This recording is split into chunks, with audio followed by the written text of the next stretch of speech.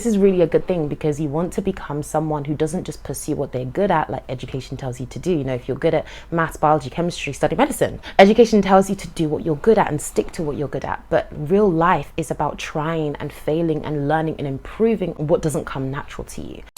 Hi guys, welcome back to my YouTube channel. It's your girl Fajiro and you are watching Fajiro Talks. This series is going to be the Better You series, and I'm starting off with the one thing that's been on my mind these past couple of months. The 20s are a very confusing but liberating point of all of our lives, and we are supposed to feel like we are kind of becoming the person that we were destined to be. That's the narrative that 20s is supposed to give, I believe. But I feel like definitely when it comes to my early 20s crisis, I'm going to call it, because it is a crisis. We have this feeling when we look on social media and how many people are, you know, doing so many things at a younger age. We start to feel like we should be at a point in our early 20s when we've gotten life figured out. I've definitely grown a lot in the past couple of past 2 years. I've definitely grown a lot. I'm not who I was at the age of 19. I know that for a fact. I'm so grateful and thankful that I'm not in the same circumstance and situations that I was 2 years ago. However, I still felt so out of my depth when it comes to who I am and who I should be. Now, I would love to talk you guys through things that I'm really trying to do to break out of the sense of being stuck and feeling like I can't do anything and feeling just really out of depth in this season of my life. Something that I've been really doing during this season of my life is developing my interest outside of my degree. And I think this is so important. There's a lot that we are doing that we don't know is attached to just things that we have taken from the education system. But it's really important for us to build a life outside of our chosen career or chosen degree. And I think this is really important, and this has really helped me because I did a video on, you know, having to repeat a year at med school. And one of the things that, you know, helped me during that period of my life was the fact that I had kind of built an identity outside of medicine as well, especially getting into business. That was something I was doing during that year, and that really helped me because there are, you know, some things that you just need to do outside of your course that makes you feel like you are a well-rounded individual.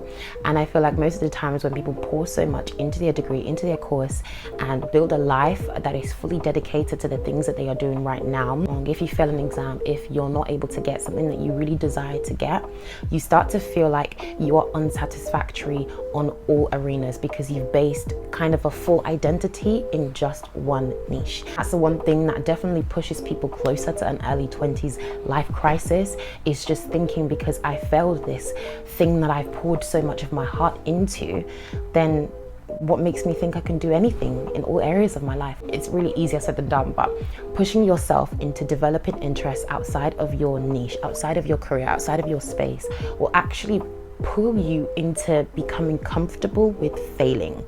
And hear me out, this is really a good thing because you want to become someone who doesn't just pursue what they're good at, like education tells you to do. You know, if you're good at maths, biology, chemistry, study medicine. Education tells you to do what you're good at and stick to what you're good at. But real life is about trying and failing and learning and improving what doesn't come natural to you. And that's a really important skill that I'm learning in life. So yes, first point is do things outside of your degree, test yourself, improve on skills, and develop yourself to become a more well-rounded individual. And it will start to prepare you for how life naturally is. Life is about trying, failing, improving. Try, fail, improve. That's the nature of life in general. And my second point is actually kind of similar to this. And I think in the early 20s, it's really striking to see how a lot of people are really successful within their niche, within the things that they've chosen to focus on. But in life, especially in your early 20s, we always feel this overwhelm of, I don't know what sparks me or what gives me joy or what gives me excitement or what my passion is, and we tend to feel so overwhelmed because we just don't have it figured out yet. My next point in trying to break out of this early 20s crisis is being comfortable with the thought and the understanding that you just don't need to niche down yet. One thing that has really helped me over the years is every time I get a spark or a thought or an inspiration or I just imagine what would that be like, I actually take the time to really probe into that. I don't just say, okay, you're not good at this, don't even think about doing that, that's just beyond your league, etc., etc. But I think a lot of people genuinely just have that approach to life. Whereas you think something would be great, for example, social media management as a thing that you would like to do. You think that would be great. You think that would really pique your interest. You think that would be really something that you're interested in, but your career right now is, for example, in healthcare. You're a nursing student, something like that, and it really doesn't quite fit into what you spent 3 years of your life investing into, but you still have this thing on the side. And so there's a conflict of interest that really ties into your early 20s crisis. And I'm here to say, just validate your interest by exploring them further. For example, I remember when I used to be mad about crocheting and knitting when I was a teenager, and I saw someone knitting and I just thought to myself, okay, I really want to learn that skill. I wonder how long it's going to take me. And it took me 2 days to learn how to knit and crochet. But that burst of energy and desire that we use when we're teenagers, when we're kids, to actually explore the things that come into our minds, we shouldn't abandon that just because we are in our 20s and just because we are supposed to be finding a niche, supposed to be finding a career. I would say validate the things and the thoughts that comes into your head, because you don't know which one is going to be your passion. You don't know which one is going to truly be the thing that ignites your flame every single morning, the thing that really gets you going in the morning. So I would say, don't shut down your passions, your interests, the things that you want to do. Still validate them by giving them adequate time and resources and space to learn and grow and push yourself into failing in that thing, and actually give yourself the chance to discover if you'd really be good at this. This is something that I'm implementing in my life right now. I had that thing about working with brands, and of course the inner derogatory self-talk started coming up again, like, oh my god, you're a mad student, what are you talking about, and it just, I think because I've done this so often in the past, like when I get an interest in something, I just want to pursue it and I just want to see how far I get in it. I don't really have an end goal to it. I just have fun in the process of seeing what it would entail. I started to reflect on all the times I've done that, and I was like, okay, you know what, if I've done it in the past, I can do it again. I can just explore and see how far I get into this. I don't necessarily have to have an end goal of being a quote unquote influencer. I can just actually reach out to brands, create content for brands that I really love and whose messages align with mine, and see where that gets me in life. And it's actually gotten me pretty far, just having the mentality of, you know what, you don't need to be an expert in something before you try it out, and actually giving yourself that childlike fantasy and awe and desire to do something, and actually just going ahead to do it, even though there's no career attached to it. My next point is such a good one, oh my god, because I've struggled with this so much, and this ties into this early 20s life crisis of, I don't know what I'm gonna do, and there's just so much that we think about, and we put so much time pressure on ourselves. And if you have friends, you know that girls do this so much. We put time limits on things that we have no control over. We used to do this so much when we were 18. We used to be like, okay, by the time I get to university, I will meet the love of my life. We will date for 3 years. By the time I'm finishing university, that's it, cuffed, going down the aisle. That's the plan. And then you get to third year and you're like, wait a minute, cut the cameras, dead ass. And so I feel like a lot of the things that we do in life are tied to when we do it by. And that's just not a safe way to approach life in general. You shouldn't be focused about when you accomplish the goal or what age you accomplish the goal. You should just be focusing on the fact that you did accomplish the goal. I think this is something that is it's so easy for me to fall into. Actually, you know what? My graduation day, if I didn't have a retake here and if I wasn't considering a master's, would be the age of 23. And you don't know how much I put that age on a pedestal. When I was getting into medicine, it was like, yeah, I'm 18 now. I'm going to graduate at the age of 23. I'm going to be a fully qualified doctor, F2 at the age of 25, mid-20s, life's gonna be sweet. Now, that's not a possibility. In fact, I'm looking at graduating from this degree at the age of 25, maybe being a junior doctor, F1, F2 by the age of 27. So that entire process of me realizing my time frame is skewed from what I originally thought it was gonna be really hurt me. I don't know why. I don't know why it did, but it really, really hurt me. It really made me feel like I'm not doing something correctly, even though I'm still working towards this degree. Nothing really substantially has changed. I'm still going to be a doctor, but I feel like I I kind of made it less appealing because I'm not going to graduate at that same age that I really wanted to. And I feel like a lot of people do this without even consciously knowing that we do this. And when we get to the goal, when we get to the fact that we've achieved the achievement, because we didn't do it in that set time frame that we've had, you know, in our picture perfect world back in the day, we start to basically find less joy in the fact that we accomplished that goal. And it's so depreciating. We should not be doing this.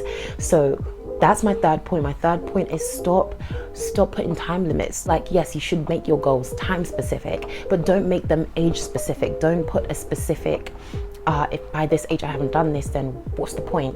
No, because the point is still there. You know, you're still going to get that gratification. You should still get that sense of accomplishment that you've done something, regardless of what age you accomplish it by. And something that my mentor tells me all the time is that that time is going to go anyway. So you're going to turn that age regardless. So do you want to turn that age with this qualification, with this achievement, or do you want to turn that age without it? That's the thing that you have to ask yourself. So I don't know if that makes sense, but that's another layer to this point. Now, my next point, my creme de la creme point of this entire video is about associations, it's about network. And especially when you are coming out of university, or if you're still in university, but you're in your kind of like your latter years of university, this will become so much more, I guess, important to you, because now you're actually going into the big wide world and you're meeting people. You are supposed to be, you know, increasing your network. You're supposed to be not just being friends with someone just to be friends with them, but you're supposed to be attaching a goal, maybe accountability to that friendship, so that you actually have, you know, more substance in that friendship, if that makes sense. It is so important to feel like your friendships are substantial. They're not just there to have a chat and have a goss and have a chin wag and sip some tea. No, your friendships should be people that you can be accountable with, people who are going to strengthen you, people who are going to be there with you at your times of need, not just the person who's going to call you just because they have some gossip to spill. And that probably is the reason why a lot of us feel sometimes out of depth in our 20s, because we just don't have the right connections to make us feel like we have a great foundation to do whatever the heck we want to do in life. This is so important to me. I feel like God has blessed me with some great friends. I have friends that keep me accountable with my Christianity, friends that I can fast and pray with, friends that can, you know, offer a spiritual hand, just encouragement when I need it. I have associations in university that can also encourage me and give me, you know, so many tips and tricks, and people who are in, you know, older years, younger years, people that I can lean on for support. I have people in business I can lean on for support and get accountability for. So I feel like at this stage of my life, what is so important to me is just being reckless when it comes to reaching out to people that I really want my life to look like. Really reach out to people whose morals, whose values, whose vision is aligned with yours, and just do it. I think a lot of people get so scared and like so apprehensive of, okay, well, you know, I'm reaching out to that person, they've got XY followers on Instagram, they've got XY subscribers on YouTube. What the heck am I doing reaching out to them? Stop it right there, because that person is human and you're also human. Let me tell you this right now.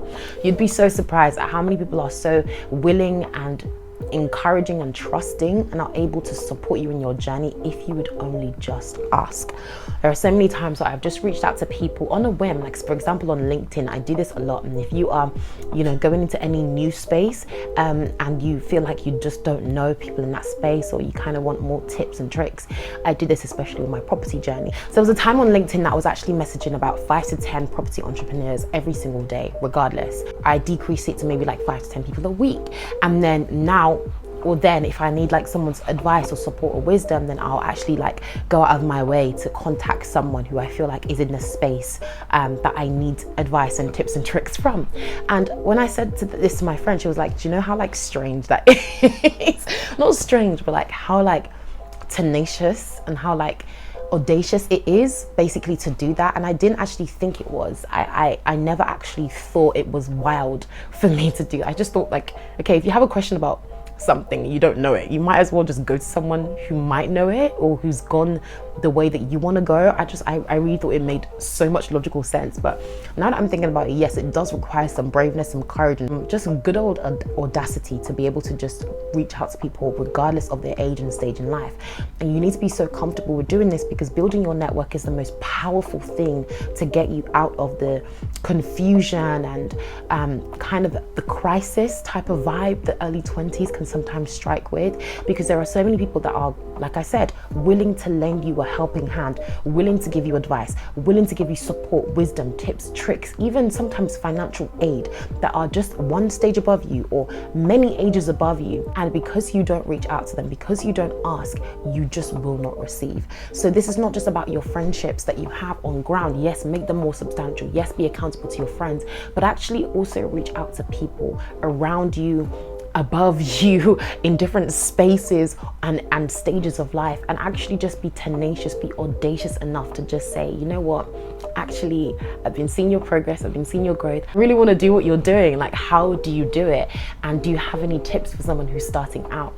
Those are great messages to start with, by the way, for any platform, for anyone that you are thinking of reaching out to. So I hope some of these tips have helped. I know I only covered 4 today, but if you want me to do a part 2, let me know, because there are also some other things that I just didn't mention that I would love to mention in breaking out of an early 20s crisis. So if this was definitely on your street or right for you, then let me know in the comment section below what things that you are doing personally to break out of any early 20s crisis. Or if you're mid 20s, if you're late 20s, if you're early 30s, mid 30s, whatever stage and age of life that you are in, that you felt like you went through a crisis, but you're easing yourself out of it, what did you do? Because I would love to know, and I'm sure everyone in the comment section will also appreciate that as well. But that is enough from me. I have more videos coming out soon. Make sure to check my channel every Saturday at 8 p.m. for a new drop on this Better You series. The next video is going to be so amazing. You do not want to miss it. So I'll see you guys in my next video. Bye.